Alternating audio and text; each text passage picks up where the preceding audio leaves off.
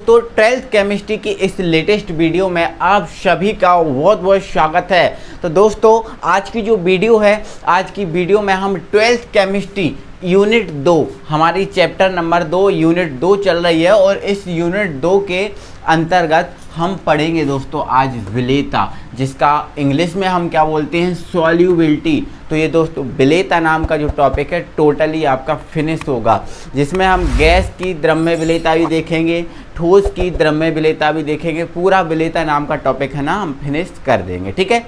लेकिन सबसे पहले दोस्तों आप यदि चैनल पर नए हो तो चैनल को सब्सक्राइब कर लो, और अभी तक आपने वीडियो को लाइक नहीं किया तो वीडियो को लाइक कर दो और अपनी सभी फ्रेंड सर्कल में वीडियो शेयर कर दो, क्योंकि इससे आप यदि हमारा सपोर्ट करते हो तो इससे हमारा जो है ना मोटिवेशन बढ़ेगा और हम पढ़ाई का सिलसिला बिल्कुल कंटिन्यू लेकर तो वैसे भी आ रहे हैं, और हम और भी ज़्यादा मेरे भाई ताकत से और भी ज़्यादा हौसले से आपको पढ़ाएंगे, ठीक है। चलो तो दोस्तों विलेयता सॉल्युबिलिटी, सबसे पहले हमारा क्वेश्चन यही है, विलेयता क्या है। क्या सर विलेयता?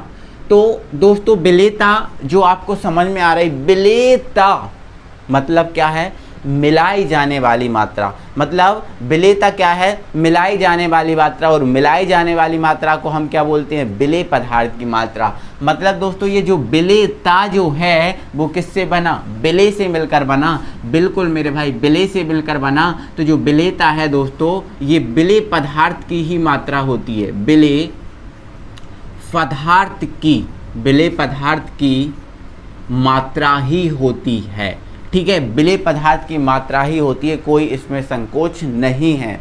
लेकिन दोस्तों ये जो विलेयता जो होती है विलेय पदार्थ की मात्रा ही होती है, लेकिन ये विलेय पदार्थ की वह मात्रा होती है। कौन सी मात्रा होती है, विलेय पदार्थ की ये वह मात्रा होती है। कौन सी मात्रा, वह मात्रा होती है जो आपकी 100 ग्राम या फिर हम कहें 100 ml विलायक में, 100 ग्राम या 100 ml विलायक में विलेय हो जाती है, या फिर हम ऐसा कहें घुल जाती है, घुल जाती है, ऐसा बोले हम, ठीक है। बिल्कुल कोई दिक्कत नहीं है, ये विलेय पदार्थ की मात्रा ही है, बट ये विलेय पदार्थ की वह मात्रा होती है मेरे भाई जो 100 ग्राम विलायक या 100 ml विलायक में घुल जाती है। क्या सर, घुल जाती है, ठीक है ना। देखना आप समझना यहाँ चीज़ों को, ठीक है। जैसे हमारे पास ये एक कटोरा है, इसमें हमने दोस्तों क्या लिया, 100 ग्राम या फिर हम ऐसा कहें 100 ml जल ले लिया हमने। कितना ml जल लिया, 100 ml इसमें क्या ले लिया हमने, जल ले लिया, या फिर हम कहें कि 100 ml इसमें हमने क्या ले लिया, विलायक ले लिया। क्या ले लिया, विलायक ले लिया, ठीक है। चलो इसमें हमने कितना नमक डाला, इसमें हमने दोस्तों डाल दिया 10 ग्राम नमक, 10 ग्राम नमक। तो ये 10 ग्राम जो नमक है पूरा घुल गया, 10 ग्राम जो नमक है वो घुल गया। मैंने यहाँ पर इसमें 20 ग्राम नमक डाला तो 20 ग्राम भी नमक इसमें घुल गया। मैंने यहाँ पर 30 ग्राम इसमें नमक डाला तो 30 ग्राम नमक भी घुल गया। मैंने यहाँ पर फिर क्या किया, 60 ग्राम नमक डाला तो 60 ग्राम नमक भी घुल गया।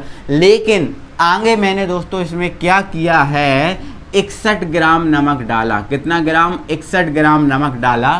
तो ये 61 ग्राम जो नमक है इसमें नहीं घुल पा रहा, इसमें नहीं घुल पा रहा। इसमें केवल जो है ना 60 ग्राम जो नमक है वो ही घुल पा रहा है। 60 ग्राम से ज़्यादा नमक इसमें नहीं घुल पा रहा। 60 ग्राम से ज़्यादा नमक यदि इसमें डाल रहा हूँ मैं तो वो नमक इस 100 ml जल में नहीं घुल पा रहा, ठीक है।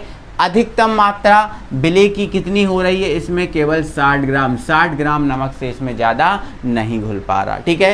तो दोस्तों विलेय पदार्थ की वह मात्रा जो 100 ग्राम या 100 ml विलायक में घुल जाती है, जो मात्रा घुल जाती है इस 100 ml जल में, वही मात्रा क्या है, विलेयता है। क्या है, विलेयता है। तो यहाँ पर हम यहाँ थोड़ी सी परिभाषा को चेंज कर दें। बिल्कुल विलेय पदार्थ की वह अधिकतम मात्रा, यहाँ पर हमने थोड़ा सा अधिकतम लिख दिया, ठीक है। विलेय पदार्थ की वह अधिकतम मात्रा जो 100 ग्राम या 100 ml विलायक में घुल जाती है क्या कहलाती है, विलेयता। तो दोस्तों अधिकतम 100 ml जल में कितनी मात्रा नमक की घुल रही है, तो आप कहोगे सर 60 ग्राम जो अधिकतम मात्रा है वही इस 100 ml जल में घुल पा रही है, इससे ज़्यादा मात्रा इसमें नहीं घुल पा रही। तो ये दोस्तों आपकी 60 ग्राम जो है ना वो क्या है, विलेयता है। क्या है, विलेयता है। ठीक है, अब मैं बोलूँ कि 20 ग्राम, 30 ग्राम, 10 ग्राम ये क्या चीज़ है, तो ये दोस्तों विलेय पदार्थ की मात्रा है। देखो मिलाई जाने वाली मात्रा क्या होती है, विलेय पदार्थ की मात्रा, लेकिन मिलाई जाने वाली वह अधिकतम मात्रा क्या कहलाएगी, क्या कहलाएगी, विलेयता। बिल्कुल आपको याद रखना। ठीक है, तो विलेय पदार्थ की वह अधिकतम मात्रा जो 100 ग्राम या 100 ml विलायक में घुल जाती है क्या कहलाती है, विलेयता। आई होप समझ गए हो। इसमें अधिकतम मात्रा कितनी गिर रही है, 60 ग्राम, तो ये 60 ग्राम क्या है, विलेयता है। बट ये जो चीज़ें दिख रही हैं 10 ग्राम, 20 ग्राम, 30 ग्राम, ये क्या है, विलेयता। नो सॉरी, ये विलेय पदार्थ की मात्रा। ठीक है, विलेयता अधिकतम मात्रा है और जो विलेय है वो कोई भी मात्रा हो सकती है, कम ज़्यादा उससे फर्क नहीं पड़ेगा। क्लियर, कोई दिक्कत है। चलो आई होप आप समझ गए होगे। तो आप इसकी क्या करोगे, परिभाषा लिख लोगे। ठीक है, चलो तो आप हेडिंग डाल दो अपनी कॉपी में परिभाषा और इसकी आप परिभाषा लिख लो। ठीक है, मैंने यहाँ पर आपको समझा दिया है, आप क्या करो इसकी परिभाषा लिखो। ठीक है, क्या हो जाएगी इसकी परिभाषा, विलेय पदार्थ की वह अधिकतम मात्रा जो 100 ग्राम या 100 ml विलायक में घुल सकती है विलेयता कहलाती है। क्लियर, विलेयता कहलाती है। और इसे हम किससे व्यक्त करते हैं, इसे हम एस से व्यक्त करते हैं। क्यों, क्योंकि ये इसको बोलते हैं इंग्लिश में सॉल्युबिलिटी, तो सॉल्युबिलिटी का हम क्या उठाएंगे, एस उठाएंगे। ठीक है, चलो एस से व्यक्त इसको करते हैं। ठीक है, चलो हो लिख ली परिभाषा। अब विलेयता का जो है ना जो सूत्र जो होता है उसको आप देख लो। ठीक है, सूत्र, तो सूत्र होता है दोस्तों इसका विलेय की मात्रा, विलेय की मात्रा बटे विलायक की मात्रा, विलायक की मात्रा इनटू कितना, 100। हमने देखो 100 ग्राम विलायक या 100 ml विलायक से निकाला, तो इनटू में हम क्या लगाएंगे, 100 लगाएंगे। ठीक है, और यदि वही चीज़ हम 1000 से निकालते तो यहाँ पर क्या लगा देते, 1000 निकाल देते। ठीक है, तो ये आपका विलेयता का दोस्तों क्या चीज़ निकल चुका है, फॉर्मूला निकल गया। कोई दिक्कत है, तो विलेयता क्या है, विलेय पदार्थ की अधिकतम मात्रा। ठीक है, और कोई सी भी मात्रा क्या होगी, वो विलेय होगा, लेकिन अधिकतम मात्रा क्या होगी, विलेयता होगी। ठीक है, चलो अब ये चीज़ आप समझ गए, फॉर्मूला अपनी कॉपी में लिख लो, है ना। अब इसको हम हटा देते हैं और दोस्तों अब हम जो है ना वो गैस की द्रव्य विलेयता देखेंगे। ठीक है, चलो तो आप हेडिंग डाल लो। ये जो विलेयता है वो हमें 2 प्रकार से पढ़ना है। कितने प्रकार से, 2 प्रकार से। पहला गैस की द्रव्य विलेयता और दूसरा ठोस की द्रव्य विलेयता। तो फर्स्ट हेडिंग डाल दो आप, गैस की द्रव्य विलेयता, गैस की द्रव्य विलेयता। ठीक है, गैस की द्रव्य विलेयता का मतलब जान रहे हो, गैस का द्रव में घुलना। विलेयता क्या है, एक प्रकार से क्या होता है, एक प्रकार से क्या है, विलेय पदार्थ की अधिकतम मात्रा होती है। ठीक है, और अगर मैं साधारण तरीका से अगर इसको समझूं तो विलेयता मतलब क्या होता है, घुलना होता है। क्या होता है, घुलना होता है। तो गैस की द्रव्य विलेयता का मतलब गैस का द्रव में घुलना। ठीक है, तो गैस की द्रव्य विलेयता है क्या, पहले तो इस चीज़ को समझ लो। तो दोस्तों इसका मोटा मोटा तो आप समझ ही गए होंगे, गैस का द्रव में घुलना गैस की द्रव्य विलेयता कहलाती है। लेकिन वास्तविकता में क्या है, किसी गैस का दिए हुए ताप, कोई ताप दिया है उस ताप पर और वायुमंडलीय दाब पर, किसी गैस का दिए हुए ताप व वायुमंडलीय दाब पर, दाब या फिर वायुमंडलीय दाब पर द्रव में घुलकर, किस में घुलकर, द्रव में घुलकर संतृप्त विलयन बनाना।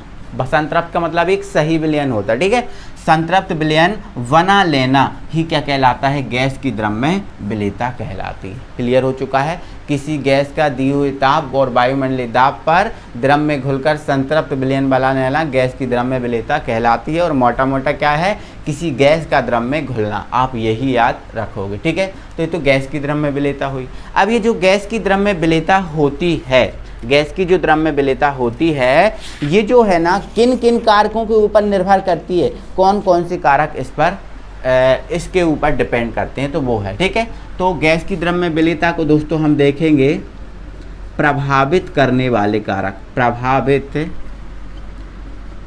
करने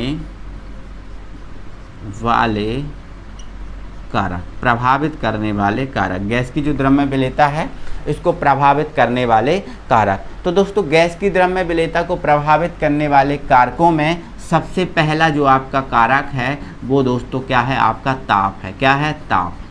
ताप के ऊपर क्या इसकी निर्भरता रहेगी। ठीक है, चलो तो दोस्तों आपको बता देता हूँ, आपको समझा देता हूँ, वैसे भी आपको पता है। ठीक है दोस्तों, जब ताप बढ़ाते हैं, ठीक है, क्या करते हैं, जैसे मान के चलो ये कोई पात्र है, ये कोई पात्र है, ठीक है, इसमें भरा हुआ है द्रव, इसमें क्या भरा हुआ है, द्रव भरा हुआ है। ठीक है, चलो अब दोस्तों मैं यहाँ पर इसमें ताप जो है ना, ताप इसका क्या कर रहा हूँ, बढ़ा रहा हूँ।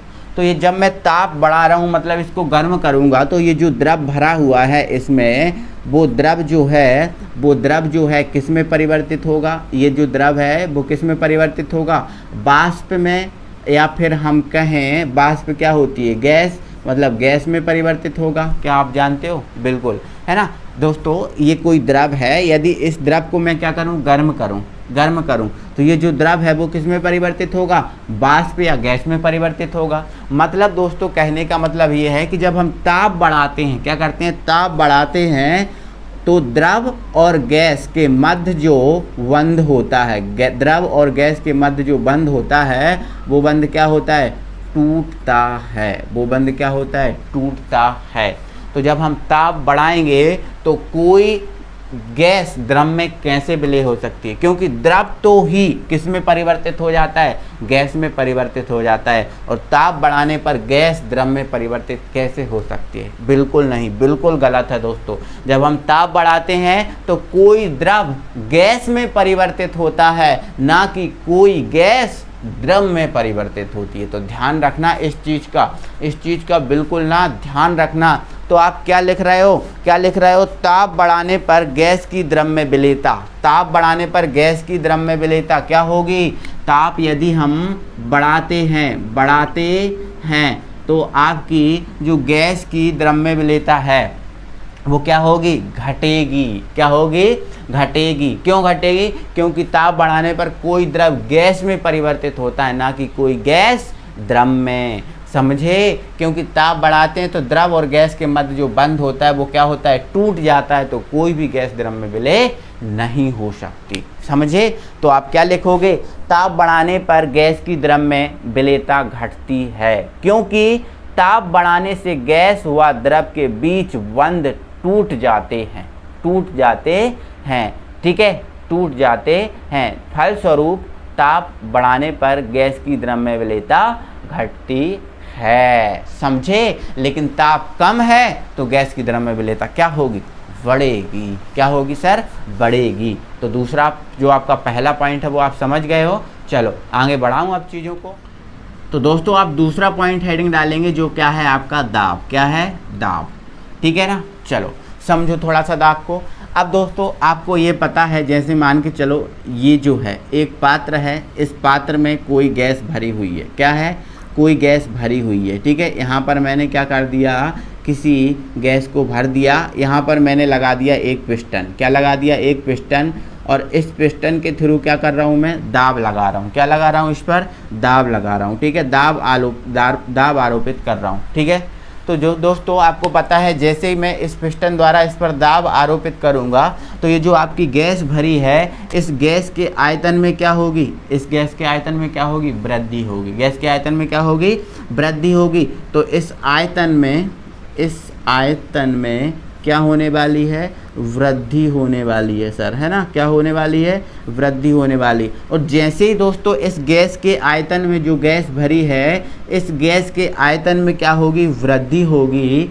तो ये गैस जो है ना धीरे धीरे द्रव में परिवर्तित हो जाएगी, द्रव में परिवर्तित हो जाएगी। या फिर हम ऐसा कहें कि ये जो गैस है वो द्रव में घुल जाएगी, द्रव में मिल जाएगी। समझ रहे हो ना। तो ध्यान रखना कि जब दाब बढ़ाएंगे तो आयतन में क्या होती है, वृद्धि होती है। और आयतन में वृद्धि होने से कोई जो गैस है वो द्रव में परिवर्तित होती है, द्रव में परिवर्तित होती है। फलस्वरूप गैस की द्रव्य विलेयता जो है ना वो क्या होती है, बढ़ जाती है। क्या होती है सर, बढ़ जाती है। तो ध्यान रखना इस चीज़ को, ठीक है। चलो ओके, तो आप क्या लिखो अपनी कॉपी में, दाब बढ़ाने पर गैस की द्रव्य विलेयता बढ़ती है। दाब बढ़ाने पर गैस की द्रव्य विलेयता बढ़ती है क्योंकि दाब बढ़ाने से गैस के आयतन में वृद्धि होती है, आयतन में वृद्धि होती है, ठीक है।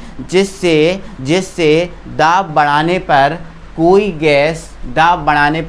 गैस द्रव में परिवर्तित हो जाती है, अर्थात द्रव में घुल जाती है और हमें गैस को द्रव में घोलना ही तो है, अतः दाब बढ़ाने पर गैस की द्रव्य विलेयता बढ़ जाती है, ठीक है। तो ये इतना पॉइंट अपनी कॉपी में आप लिख लेना। कितने पॉइंट हो गए दोस्तों हमारे, 2 पॉइंट हो गए, ठीक है। 2 पॉइंट हमारे कवर हो चुके हैं। थर्ड पॉइंट है गैस की प्रकृति। जो गैस है, इस गैस की क्या है, प्रकृति, ठीक है। गैस की प्रकृति क्या है, तो दोस्तों गैस जो है ना कई टाइप की होती हैं। जैसे कुछ गैसें ऐसी होती हैं जो शीघ्रता से द्रव में परिवर्तित हो जाती हैं और कुछ गैसें ऐसी होती हैं जो शीघ्रता से द्रव में परिवर्तित नहीं होती। तो दोस्तों कुछ गैसें ऐसी होती हैं जो शीघ्रता से द्रव में परिवर्तित हो जाती हैं, आसानी से द्रव में परिवर्तित हो जाती हैं। जैसे आपकी हुई CO2, क्या हुई सर, CO2 हुई, ठीक है। जैसे आपकी हुई SO2, जैसे आपकी हुई NH3। ये जो गैसें हैं मेरे भाई वो ऐसी गैसें हैं जो शीघ्रता से द्रव में परिवर्तित हो जाती हैं। अब शीघ्रता से द्रव में परिवर्तित हो जाएंगी मतलब वो क्या करेंगी, द्रव में ज़्यादा घुलेंगी। तो जो गैसें द्रव में ज़्यादा घुलेंगी उनकी विलेयता क्या होगी, अधिक होगी। क्या होगी सर, अधिक होगी, ठीक है। आधी की द्रव्य विलेयता अधिक होती है, बिल्कुल सही बात है। कुछ गैसें ऐसी होती हैं जो शीघ्रता से द्रव में परिवर्तित हो जाती हैं, जैसे CO2, SO2, NH3। आधी की द्रव्य विलेयता अधिक होगी, जबकि कुछ गैसें जो शीघ्रता से द्रव में परिवर्तित नहीं होती, जैसे आपकी हाइड्रोजन हुई, क्लोरीन हुई, ब्रोमीन हुई, नाइट्रोजन हुई, ये शीघ्रता से द्रव में परिवर्तित नहीं होती। तो इनकी जो विलेयता होगी वो क्या होगी, कम होगी। समझ में आपको आया। तो जो गैसें शीघ्रता से द्रव में परिवर्तित हो जाएं उनकी विलेयता अधिक, और जो शीघ्रता से द्रव में परिवर्तित ना हो उनकी विलेयता कम। तो ये पूरा पॉइंट मैंने यहाँ पर लिख दिया है, ठीक है। पहले ये वाला लिख लेना और जबकि लगा के ये वाला लिख लेना, तो गैस की प्रकृति हो जाएगी। तो ये दोस्तों गैस की द्रव्य में जो विलेयता है इसको प्रभावित करने वाले 3 कारक हुए, ठीक है, इम्पोर्टेंट है। और ये दोस्तों ये जो क्वेश्चन है अभी 2022 के एग्ज़ाम में ये क्वेश्चन छपा हुआ था, ठीक है, ये क्वेश्चन छपा हुआ था, ठीक है। तो इस बार आपका ये जो क्वेश्चन जो छपा हुआ था वो था ठोस की द्रव्य विलेयता वाला, ठीक है। अभी हम ये क्या देख रहे हैं, गैस की द्रव्य विलेयता देख रहे हैं ना। तो ये 2022 में जो क्वेश्चन आया था वो था ठोस की द्रव्य विलेयता। तो ये वाला क्वेश्चन इस बार आ सकता है, बहुत ज़्यादा चांसेस हैं। तो ये मोस्ट इम्पोर्टेंट क्वेश्चन भी है, समझे आप। इतना बहुत अच्छे से आगे बढ़ाऊँ चीज़ों को। तो दोस्तों सेम टू सेम आप हेडिंग डाल लीजिए। अभी हम आप पढ़ा रहे थे आपको गैस की द्रव्य विलेयता, और सेम आप दोस्तों हेडिंग डाल लीजिए ठोस की द्रव्य विलेयता, मतलब ठोस का द्रव में घुलना। अब हम ये सीख रहे हैं ठोस का द्रव में घुलना सीख रहे हैं, ठीक है। तो ठोस की द्रव्य विलेयता, ठीक है, सिंपल परिभाषा है, किसी ठोस का दिए हुए ताप और वायुमंडलीय दाब पर द्रव में घुलकर कौन सा विलयन बनाना, वही का वही संतृप्त विलयन बना लेना, ठीक है। क्या कहलाए, ठोस की द्रव्य विलेयता कहलाती है। सिंपल है, परिभाषा बिल्कुल सिंपल हो गई। वहाँ पर गैस, यहाँ पर क्या है, ठोस, ठीक है। प्रभावित करने वाले कारक, तो यहाँ प्रभावित करने वाले कारक हम 3 रखेंगे, ताप, दाब और जल योजन ऊर्जा। जल योजन ऊर्जा का मतलब जल में घुलना, जल में क्या करना, घुलना, ठीक है, जल में क्या होना, घुलना। या फिर हम ऐसा ही बोल सकते हैं ठोस की प्रकृति, ठोस की प्रकृति, ठोस की क्या प्रकृति, ऐसा भी हम इसमें बोल सकते हैं, ठीक है। चलो पहला पॉइंट है क्या है, ताप, ठीक है, ताप। तो दोस्तों आपको पता है किसी भी पदार्थ की जो या फिर हम ऐसा बोलें कि जो आपका ठोस है, ठोस को हमें क्या करना है, गैस में परिवर्तित करना है। ठोस को क्या करना है, हमें गैस में परिवर्तित करना है। तो जो ठोस है, ठोस को हमें क्या करना होगा, गर्म करना पड़ेगा। और जब ठोस को गर्म करना पड़ेगा तो ठोस पहले जाता है द्रव अवस्था में, और द्रव अवस्था के बाद क्या करता है, वो गैस अवस्था में जाता है। क्या करता है सर, गैस अवस्था में जाता है। तो दोस्तों जैसे ही हम ताप बढ़ाएंगे, जैसे मान के चलो यहाँ पर कोई ठोस पदार्थ भरा हुआ है, क्या भरा हुआ है सर, ठोस पदार्थ भरा हुआ है। तो दोस्तों हम इसका क्या कर रहे हैं, ताप बढ़ा रहे हैं। तो ताप बढ़ाएंगे तो ये जो आपका ठोस जो है इसमें भरा हुआ है, ये ठोस किस में जाएगा, ये ठोस किस में जाएगा, द्रव में जाएगा। और ठोस जब द्रव में जाएगा मतलब ठोस द्रव में क्या हो रहा है, विलय हो रहा है। ठोस जो द्रव में है वो क्या है, घुल रहा है। समझ रहे हैं ना। ताप बढ़ाने पर, ताप बढ़ाएंगे तो कोई ठोस पहले किस में जाएगा, द्रव में जाएगा, और द्रव के बाद फिर किस में जाएगा, गैस में जाएगा, फिर किस में जाएगा, गैस में जाएगा। तो हमें ठोस को कहाँ भेजना है, द्रव में भेजना है। तो ताप बढ़ाएंगे तो कोई ठोस द्रवावस्था में परिवर्तित होगा मतलब ठोस द्रव में घुलेगा। समझ रहे हैं ना। तो इसमें आप पॉइंट क्या लिख लोगे, इसमें आप ये पॉइंट लिख लोगे, ताप बढ़ाने पर ठोस की, लिख लेना, मैं यहाँ पर लिख नहीं रहा हूँ यहाँ पर, ठीक है। ताप बढ़ाने पर ठोस की द्रव में विलेयता जो है ना वो बढ़ती है। वो क्या होती है, बढ़ती है। क्योंकि ताप बढ़ाने पर कोई ठोस सर्वप्रथम द्रव अवस्था में परिवर्तित होता है। ठीक है, चलो तो ये आप पॉइंट लिख लेना। ठीक है, नेक्स्ट पॉइंट है आपका क्या है, दाब। क्या है, दाब। अब ताप से क्या हो रही है, बढ़ रही है, तो दाब से क्या होगी, बिल्कुल सिंपल सी बात क्या है, घटेगी। ठीक है, जैसे मान के चलो ये जो आपका इसमें भरा हुआ है ठोस, क्या भरा हुआ है, इसमें ठोस भरा हुआ है। ठीक है, अब यहाँ पर क्या कर दिया मैंने, एक पिस्टन लगा दिया, और पिस्टन के थ्रू मैं क्या कर रहा हूँ, दाब लगा रहा हूँ। जैसे ही मैं इसके द्वारा दाब लगाऊंगा तो ये, जैसे ही दाब लगाऊंगा तो ये जो ठोस पे दाब लगाऊंगा तो ये ठोस पे दाब लगाने का मतलब ठोस को द्रव में परिवर्तित होने से रोकना होता है। ठोस को पर दाब लगाने का मतलब ठोस को द्रव में परिवर्तित होने से रोकना होता है। क्योंकि दाब लगाऊंगा तो इसके अवयवी कणों को मैं गति नहीं करने दूंगा, तो उसका वो जो है ना, ठोस जो है ना वो द्रव में परिवर्तित होगा ही नहीं। मतलब इसमें आपको क्या लिखना है, इसमें आपको लिखना है दाब बढ़ाने पर ठोस की द्रव में विलेयता घटती है। क्लियर। चलो नेक्स्ट है ठोस की प्रकृति।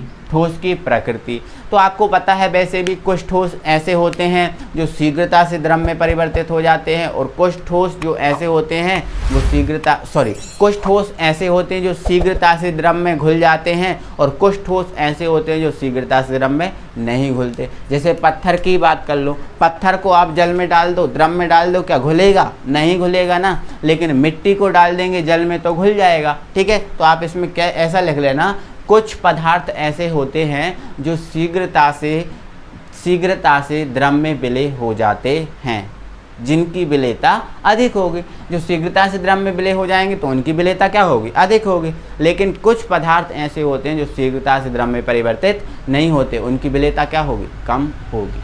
सिंपल, तो सिंपल सा पॉइंट है। ठीक है, तो अगर हम गैस की द्रव में विलेयता समझ गए तो ठोस की द्रव में विलेयता भी हम बहुत अच्छे से समझ गए, हमें दिक्कत ही नहीं है। ठीक है, तो ये था दोस्तों विलेयता वाला टॉपिक। तो विलेयता वाला जो टॉपिक था आज हमने कवर कर लिया। ठीक है, आई होप आप सबको समझ में आ गया होगा। तो दिल से आप लाइक कर दो एक बार, और वीडियो को शेयर कर दो। और कल की वीडियो इंपॉर्टेंट होने वाली है, हेनरी नियम पर होने वाली है, हेनरी के न्यूमेरिकल, हेनरी की सीमाएं, हेनरी के अनुप्रयोग, सब कुछ हेनरी से संबंधित कल की वीडियो रहने वाली है। तो आप जरूर जुड़िएगा, जरूर देखिएगा, और टाइम से बेटा देख लीजिएगा, और सबको आप वीडियो शेयर कर दिया करो यार। ठीक है ना। कुछ खास जो व्यू है वो नहीं बटोरे जा रहे हैं, और सपोर्ट सिर्फ आपका है। ठीक है, आप सपोर्ट करोगे तो ज़्यादा व्यू आएंगे, और आप सपोर्ट नहीं करोगे तो कम ही व्यू रहेंगे। ठीक है, तो मुझे आपके सपोर्ट की बहुत आवश्यकता है। तो दोस्तों मुझे सपोर्ट करिए।